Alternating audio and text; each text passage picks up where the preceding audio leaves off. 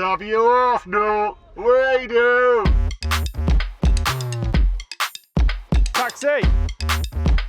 All aboard the Betway Bus. Dicko, Betway have got some challenges to do. Are you up for them? I think so.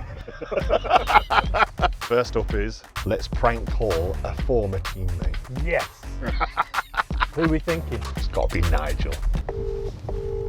Hi, Dicko. Nige, listen, I've been on a podcast yesterday, Yeah. and one of the questions was name my 5 best mates at Arsenal. The 5 that I picked was Righty, Boldy and Rodders, and then I went for Ray Parlour, and then the last place was between you and the goalie, and unfortunately I went for the goalie. So I'm sorry, but I thought I'd have to tell you. Well, put it this way, I'm not crying at the moment. You'd be pleased to know Martin didn't get in any of them. Right, another challenge. David, start an Arsenal chant outside the window. Oh my God.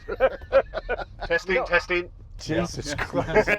We love you off, no. We do. Arsenal, yes. How are you? Look who else we've got in here. Cheers, guys. That was fun, wasn't it? You take us to the stadium, mate, please.